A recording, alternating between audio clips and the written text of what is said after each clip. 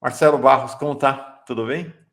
Tudo bem, Mauro? Alegria grande estar com você aqui e com todos os participantes, irmãos e irmãs que estão conosco nessa roda de conversa tão bonita, tão boa, e Que nesse bom. canal que é tão importante. O monge Marcelo Barros fala com a gente lá do Recife. Quando ele era um menino, jovem, monge jovem, ele foi convocado por Dom Helder Câmara, quem não conhece Dom Helder Câmara, né, para fazer o diálogo dos católicos de Pernambuco, lá em Pernambuco, com as outras religiões. Então ele ingressou desde muito jovem nesse diálogo com todos os caminhos de espiritualidade que podem haver. Tem longa experiência. E aí, conversando com ele, nós temos um programa na semana passada no País e Bem, eu falei, não, você precisa ir lá na Fórum para falar disso. Porque a grande questão, né, Marcelo, é o seguinte, Lula venceu, mas venceu aqui, ó, 2 milhões de votos de diferença. O país está cindido, dividido pela metade.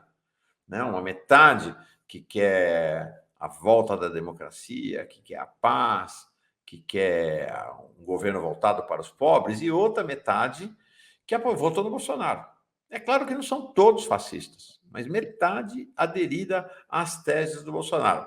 A minha interrogação que eu já fiz hoje aqui é: nós vamos fazer o quê com essa metade? Nós vamos jogar no mar? Não. Então, o que, que se faz? Porque, de fato, o país está obstruído por essa divisão pela metade, pela essa divisão ao meio. Não tem nenhum problema que ter 10% de fascistas no país, 15%, mas metade do país de um lado e metade do país em outro, isso não vai dar certo, não está dando certo. Como é que você constata essa realidade do país e que remédio você propõe para essa situação, Marcelo? Mauro, eu penso que, antes de tudo, a gente tem que dar uma olhada em todas as tradições espirituais. Se diz que o começo do caminho espiritual é aquilo que os evangelhos chamam de conversão. A primeira palavra que Jesus disse publicamente é: convertam-se, o reino de Deus está chegando. Né? É o começo de Marcos. Mas todos os evangelhos têm isso. O budismo tem uma outra palavra para isso. O islamismo, a fé muçulmana, diz de outra forma. Mas todas, o judaísmo, né? Eu acho que as espiritualidades dos povos originários, todas têm alguma maneira de dizer a transformação interior, a necessidade do renascimento, o recomeço. E aí significa o quê? Primeiro, um olhar para trás para poder colher e ir em frente. E esse olhar para trás é: nós falhamos em alguma coisa. Não é de graça que o povo é tão despolitizado. Quando, pela primeira vez, eu visitei Cuba para dar um curso de Bíblia, uma leitura da Bíblia para pessoas ateias que queriam um curso de Bíblia, em Cuba. Fantástico. 1987, 88. E uma das coisas que mais me impressionou é andar na rua, na beira da praia, caminhar, como eu gosto de caminhar sempre, e ver aqueles meninos jogando futebol, aqueles adolescentes correndo um atrás do outro, e de repente eles perguntavam para mim: tio, tem um cigarro? Tem cigarro? E eu: não fumo. Aí, quando na resposta pelo tipo de portanhol, eles diziam: brasileiro.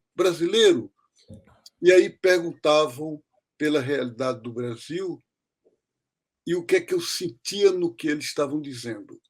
É que eles estavam ao par, aqueles adolescentes de bairro popular de Havana, da realidade latino-americana. Se eu perguntar hoje, aqui, agora, você, quantos dos que estão conosco vendo esse programa podem dizer que estão ao par do que está acontecendo na Colômbia, no Chile, no Peru, no Equador? E a gente hoje tem internet, naquela época não tinha. E, entretanto, eles estavam ao par. Eles conheciam o nome dos governantes, as lutas políticas, o pessoal que a gente deve apoiar. Então, aqui no Brasil, o que está acontecendo é um desconhecimento. É claro que é provocado pelo que o José Genuíno falou, a situação de barbárie, da fome e da miséria. Eu, quando estava em Goiás, uma vez celebrando numa periferia, eu falava das guerras do Bush, não do Reagan, na época. E uma mulher, depois da missa, me disse: Padre, eu vivo uma vida tão difícil que eu mal consigo prestar atenção ao que se passa da esquina da minha rua para minha casa. Então, por favor, não venha me colocar mais problemas do mundo, porque da esquina da minha rua para minha casa eu já tenho tantos que eu não aguento mais ouvir nenhum outro. Então a realidade é essa. Portanto, eu não estou condenando, eu não estou criticando, mas eu estou dizendo é muito importante a gente retomar o trabalho de base, a gente retomar os encontros de irmãos e irmãs aqui no Recife, que o Dom Helder fez em tudo que é de bairro popular, e hoje já não existem mais do mesmo modo, existem muito menos. Então, as comunidades eclesiais de base, os trabalhos de formação do PT, do MST, de tudo, a gente retomar esse mutirão educacional. Acho que essa é a primeira coisa. Agora, tem uma outra questão, Mauro, que é as igrejas. Há uma responsabilidade imensa das igrejas. A Igreja Católica, igrejas evangélicas, todas. Elas vieram para o continente a partir dos colonizadores. A Igreja Católica, dos espanhóis e portugueses. As igrejas protestantes, muitas delas, a maioria, ou nas migrações do século passado da Inglaterra e da Alemanha, luteranos e anglicanos, ou dos Estados Unidos, do sul dos Estados Unidos, do sul racista, do sul escravagista dos Estados Unidos no fim do século passado, XIX. Então, o resultado qual é? É que nós temos ainda uma visão colonial do cristianismo. Nós temos essa visão de um Deus poderoso que está com quem está no poder. Se a gente assistir um vídeo do pastor Silas Malafaia abençoando o Bolsonaro no dia da eleição, invocando a bênção de Deus Todo-Poderoso sobre ele para dizer ele é o homem de Deus, você pergunta que Deus é esse. Uhum. Então é muito importante destruir isso e reconstruir outra coisa. Vou dizer a você uma história. A mim me surpreendeu muito ler um exegeta judaico interpretando a palavra de Jesus que a fé move montanhas. E aí perguntava, que montanha? Como é que a fé pode mover montanha? Aí ele estava dizendo, pois era uma expressão simbólica da época, porque Jesus disse isso no pé da montanha do Templo de Jerusalém.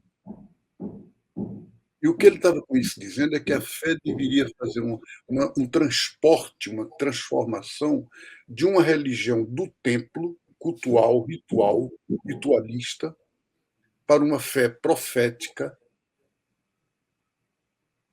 na luta do mundo que representa na cultura de Jesus o mar. Se você tiver suficiente fé, você move essa montanha e joga ela dentro do mar.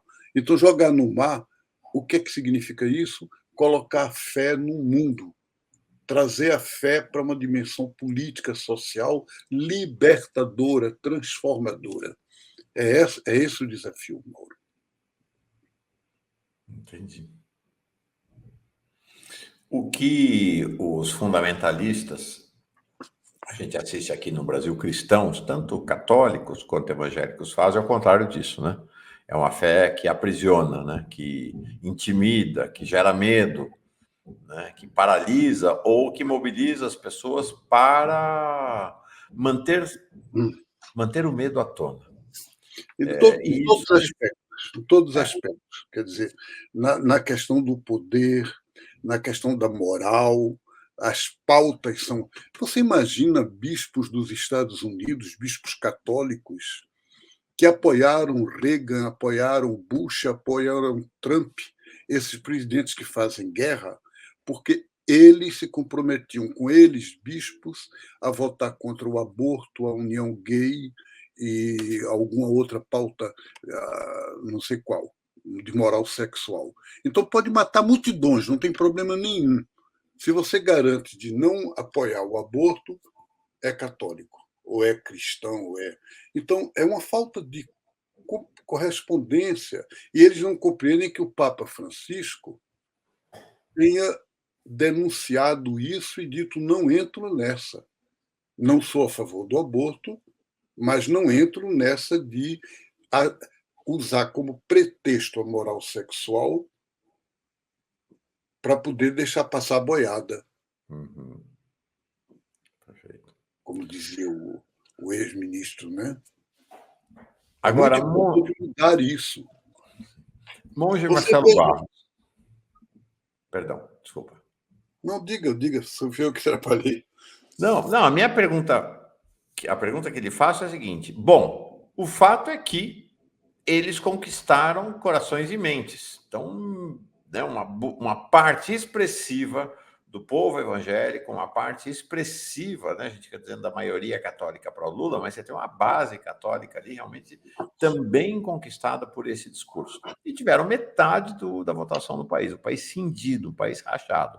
Minha pergunta para você é: a partir de uma espiritualidade aberta, plural, de mudança, que dá para fazer nesse país? Pois é, temos que fazer um trabalho quase de formiguinha, né? Quase de partir das bases e refazer o tecido social. Eu tenho falado, e já falei com você, na proposta de uma Comissão Nacional de Reconciliação.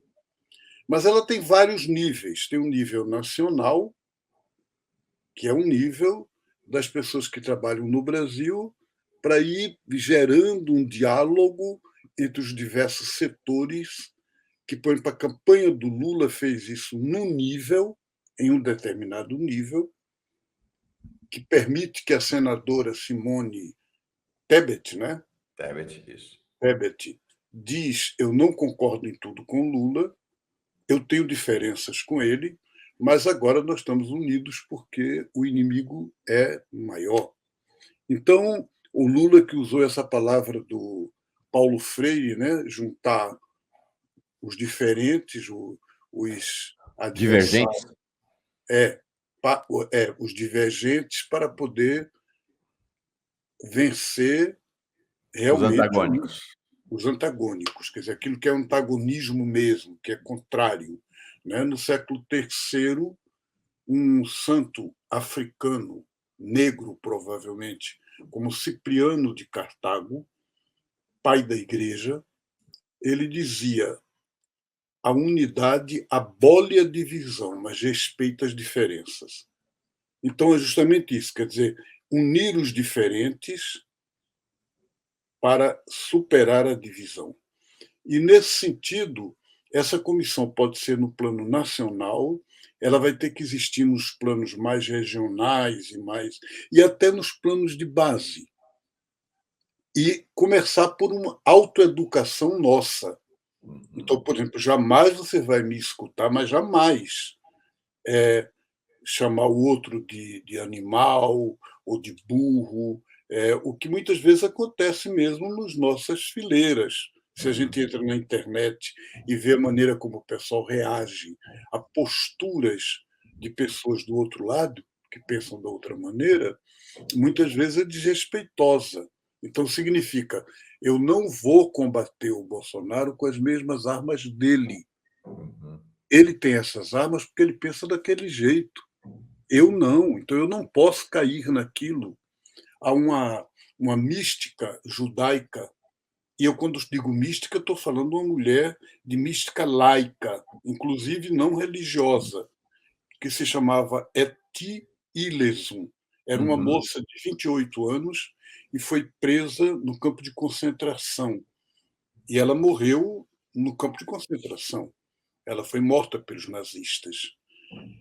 Ela deixou um diário, e esse diário é uma coisa maravilhosa. Nesse diário, um momento, ela diz que os alemães podem tudo contra nós, menos tirar nossa humanidade. Eles podem tudo, mas eles não podem nos fazer odiar.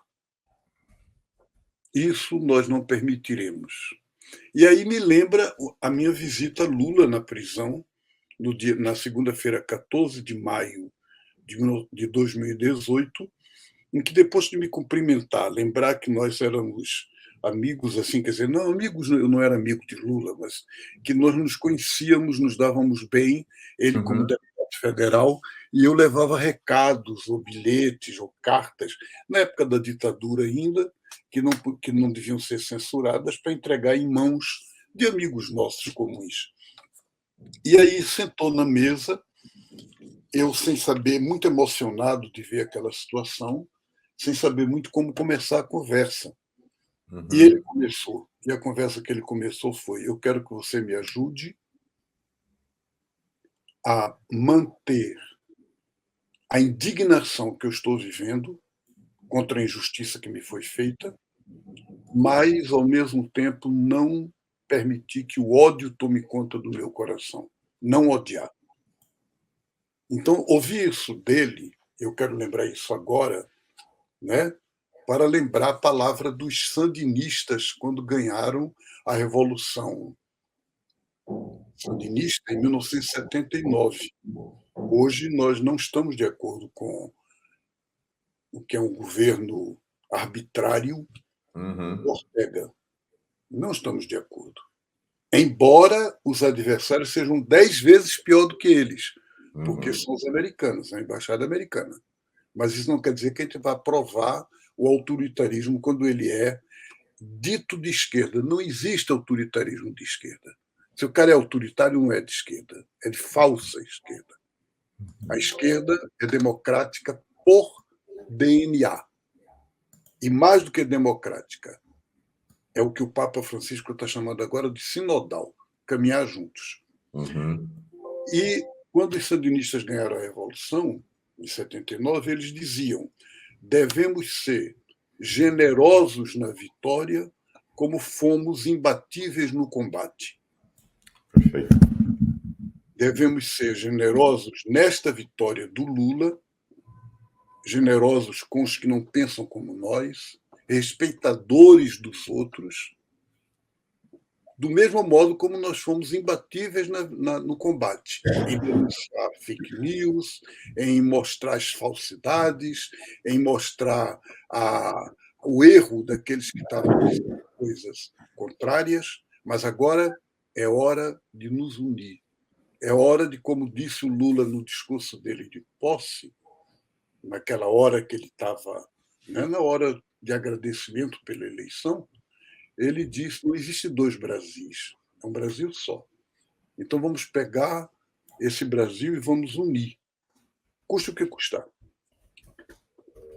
É muito, não, muito forte o que você fala. Acho que as pessoas não se dão conta, talvez, né, Marcelo Barros, mas a espiritualidade de Lula é uma espiritualidade profunda, profunda. Marcelo e eu tivemos a alegria de sermos coautores, junto com o Júlio Lancelotti, com o Leonardo Boff, com a Monja Cohen e tanta gente, deste livro aqui, né? Lula e a espiritualidade. Sobre a espiritualidade de Lula a partir da experiência que muita gente teve, como o Marcelo relatou aqui, com Lula na cadeia. O Lula tem uma definição interessante de espiritualidade, em que ele define a espiritualidade como um tripé, que é oração. Oração é pedir. Todo mundo pede. Todo mundo quer algo, né? Essa ideia do pedido. Meditação, silêncio, né? Essa ideia, então, do recolhimento, do silêncio, né? Do mergulho. E militância, que é a ação social, né? Que é esse estar com as outras pessoas. Eu sempre achei brilhante essa definição do Lula para a espiritualidade, né? É Oração, verdade. meditação e militância. Muito. Então, o Lula tem uma espiritualidade muito profunda e parece que essa espiritualidade está no centro da jornada dele, Marcelo. Eu Né? também Ele chega concordo à com você. presidência, você vê, ele não tem ódio nem do Moro. Nem do Moro ele Exatamente. tem ódio. Né? É Eu muito concordo forte. com você e acho que ele aprendeu isso na pastoral operária, né? Uhum. E na militância concreta. Ele entrou como metalúrgico, ele tem uma história que não vem de igreja, mas, ao mesmo tempo, na militância da pastoral operária, ele percebeu algo que era mais do que a institucionalidade eclesiástica. Ele percebeu essa dinâmica de uma esperança, de um projeto de mundo, que é o Evangelho chama Reino de Deus, né? Que é um projeto, um programa. Ele agora, como presidente, tem que propor qual é o programa de governo. E Deus tem um programa de governo para o mundo. Uhum. E esse Sim. programa de governo não é religioso, não é uma religião, não é uma cristandade. É um mundo de justiça ecossocial, de paz e de amorosidade, como regra de vida, como proposta de vida. Os índios chamam o bem viver. O povo negro Zulu, da África do Sul, chama Ubuntu. Eu sou porque você é, se você não for, eu não sou. Então, é isso que é espiritualidade, religiosa ou não. Uhum. Perfeito. Programa de governo de Deus para o mundo. Muito legal. Não Muito é? legal. Muito A, legal. a, a mulher do presidente usou o Salmo 117. Isso, ia falar disso. Não, só para terminar essa questão, e aí vamos entrar exatamente nesse assunto agora, Marcelo, que é, ó, gente, anota essa ideia. Uma Comissão Nacional de Reconciliação. Inclusive, houve uma experiência parecida com esta lá na África do Sul, inspirada por Mandela, né, de uma Comissão Nacional, né, da Reconciliação lá na África do Sul. Foi fundamental essa comissão na reconstrução depois da democratização do país. Uma Comissão Nacional de Reconciliação em que a gente dialogue com essa metade do país, né, impactada por esse discurso bolsonarista, fundamentalista, e comece a abrir os corações. Acho que você traz uma questão importante em relação à Comissão Nacional da Reconciliação, que é a Comissão da Reconciliação conosco mesmo. Exatamente. Porque é isso. Nós nos deixamos levar, e eu digo, contaminar por esse tempo de ódio. Eu vejo na esquerda isto. É xingamento o tempo todo, agressão o tempo inteiro, essa ideia de dizer Exatamente. que Não, quem vota em Bolsonaro é gado, né? ser Acho que capaz de.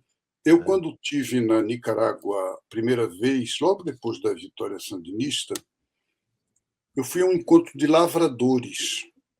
E eu fiquei muito, muito impressionado. Eu trabalhava na Pastoral da Terra no Brasil e as pessoas diziam assim: olha, só existem dois lados, o oprimido ou o opressor.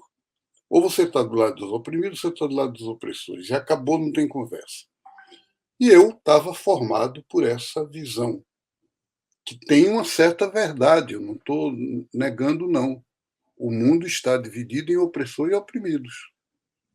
Só que opressor e oprimido como classes, mas não como pessoas.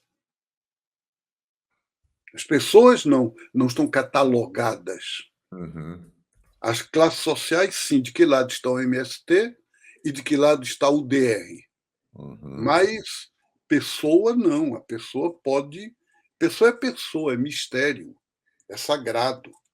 A gente não pode catalogar numa definição dessa. E o que é que aconteceu? Na hora do encontro, o primeiro momento do encontro era de avaliação. E um lavrador foi para o quadro e escreveu 1, 2, 3, 4, 5. E no primeiro ele colocou os nossos. No segundo ele colocou os aliados. No número 3 ele colocou os neutros. No número 4 os adversários. E no número 5 os inimigos. E aí ele disse: eu quero que vocês me digam, no lugar em que vocês moram, quantos são os nossos, os aliados, os neutros, os adversários e os inimigos. 5 categorias. E eu fiquei de boca aberta. Aí alguém perguntou: explica um pouco melhor cada um. Ele disse: os nossos são os nossos, quer dizer, aqueles com quem a gente conta o tempo todo, aqueles que são companheiros de caminhada. Os aliados são aqueles que não são companheiros o tempo todo, que não pensam como nós, que não está em tudo com a gente, mas que se podem aliar, com quem a gente pode contar, e que para vencer o inimigo é necessário estar junto, senão a gente não vence.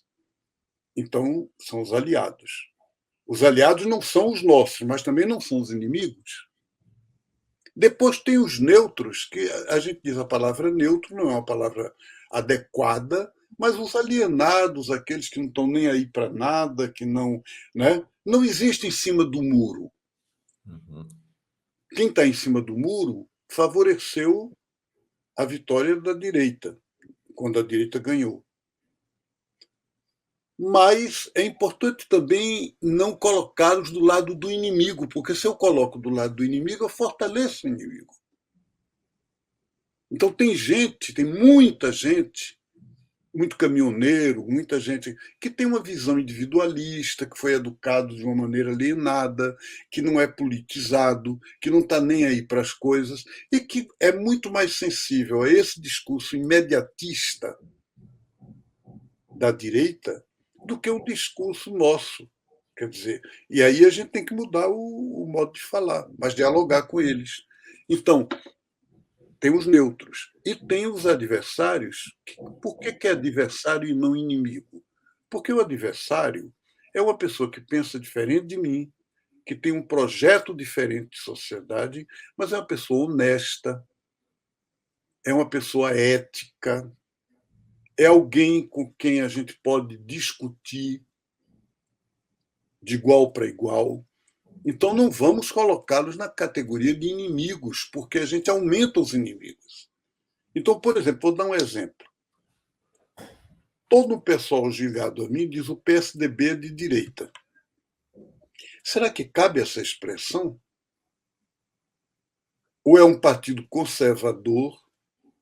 É um partido que muitas vezes se aliou à direita, então no governo Fernando Henrique Cardoso se aliou ao DEM, que na época existia, que hoje tem outro nome, né? Democratas, eu acho. União Mas, Brasil? União Brasil.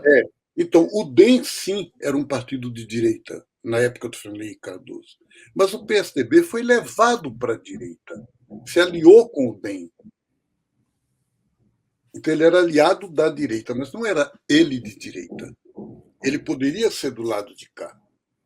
Agora a gente está vendo um homem como Alckmin, que passou do PSDB para o PSB, mas ele não passou porque ele mudou.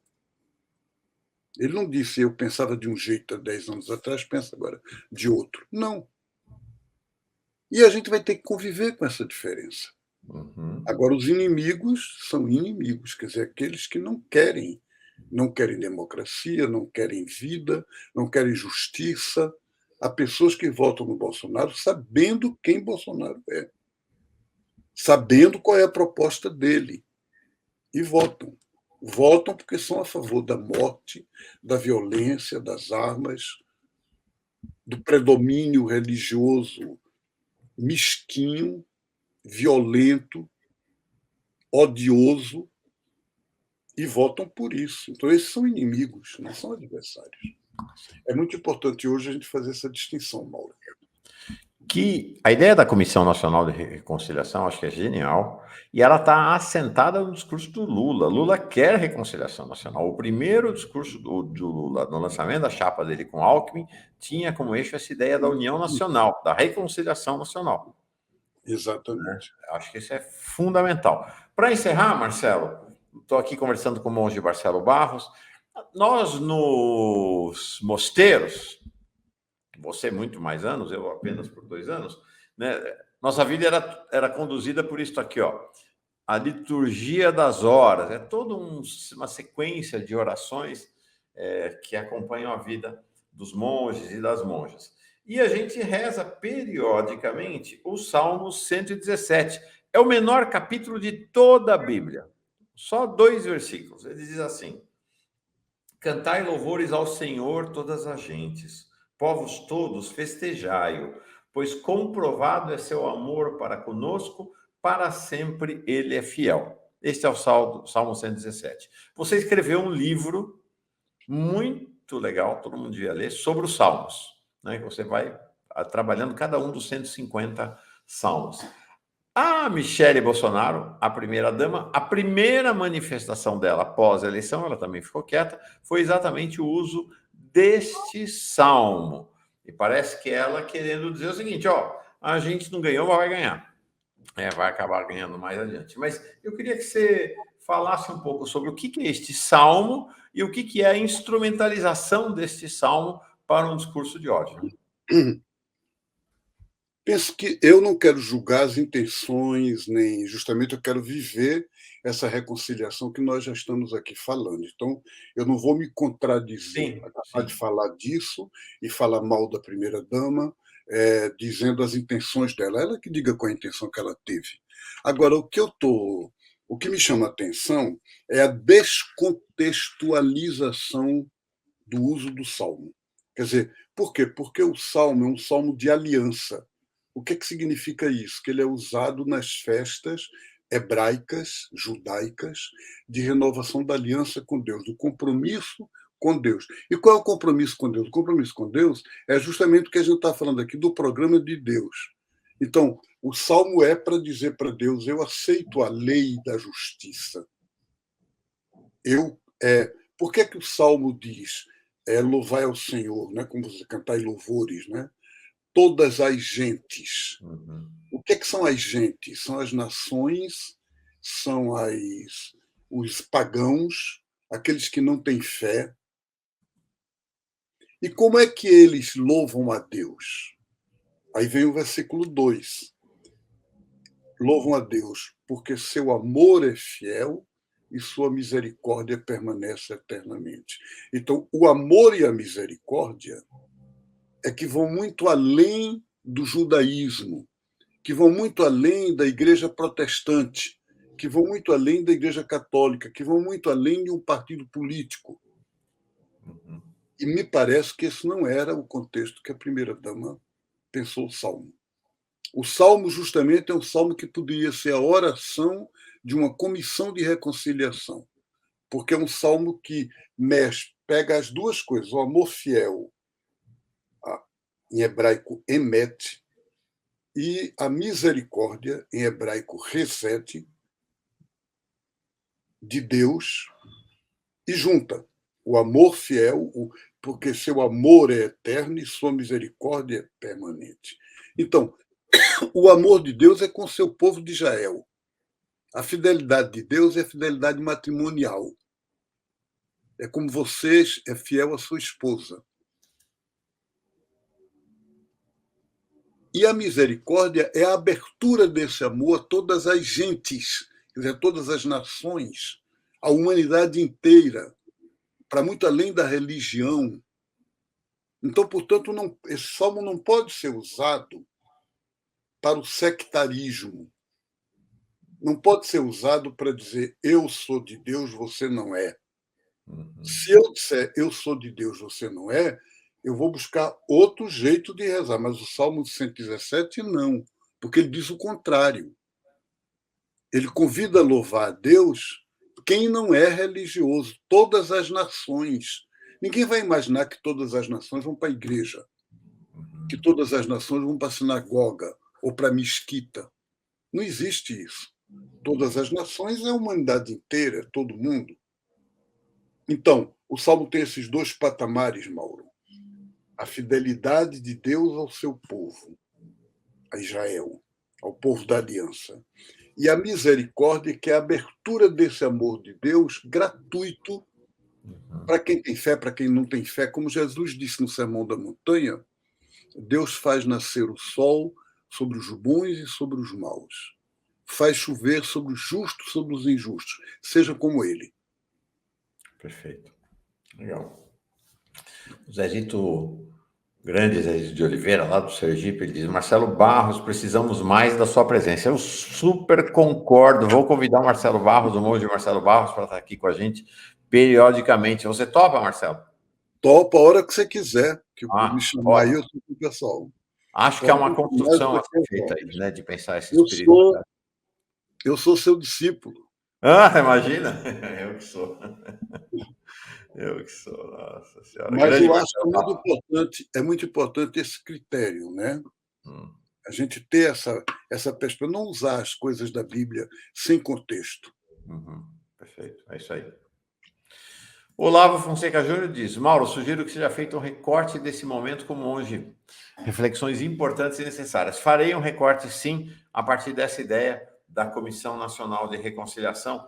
Vamos colocar para circular essa ideia, que eu acho que pode ser realmente muito, muito relevante. Temos que falar disso com o Lula de uma maneira bem concreta, né? Exatamente, exatamente.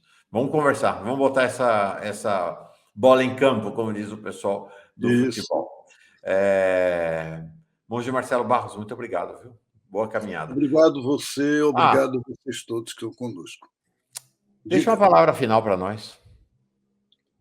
A gente disse bênção, né? Alguém pediu a sua bênção aqui. A bênção, benedicere, bem dizer. Deixa uma boa palavra para nós.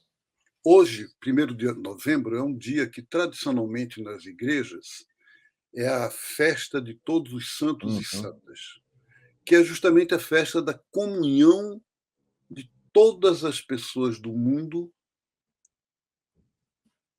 como comunhão, como família humana. A gente tem essa visão de santo, aquele santinho, né, de gesso, ou mesmo de carne e osso, mas parece diferente de nós, herói. Não, os santos não são heróis. Santos é santificados pelo amor. São pessoas amorosas. E Jesus diz no Evangelho que é lido nessa festa, bem-aventurados os pobres de coração, os mansos que choram, os famintos. Ele não diz os cristãos famintos, os piedosos que choram. Não, não. Todo mundo. Quer dizer, significa que os santos não são de igreja.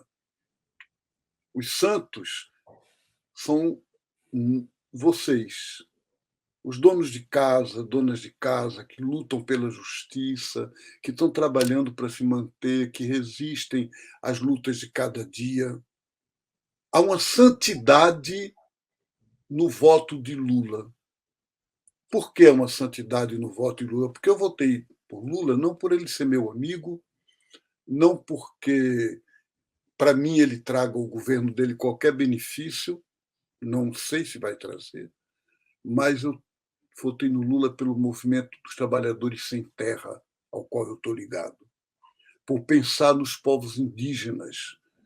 Portanto, isso é o que Jesus propõe para a gente como caminho de santidade. E isso é a bênção que eu proponho a vocês. Se firmem no caminho da amorosidade. E esse caminho da amorosidade que está em vocês, que está dentro de vocês, eu peço, proponho que vocês façam esse amor vir para a tona da pele, vir para os pelos, que você sinta o seu amor na pele sua. E você dê a todas as pessoas que você encontra. Maravilha. Que Deus, ternura de amor, fonte desse amor, esteja com cada uma de vocês, hoje e sempre. Amém. Amém. Monge Marcelo Barros vai estar aqui com a gente sempre, sempre a partir de hoje. Muito obrigado. Obrigado você, Mauro. Tudo de bom para vocês. Tchau, gente. Contem comigo sempre. Paz e bem. Paz e bem.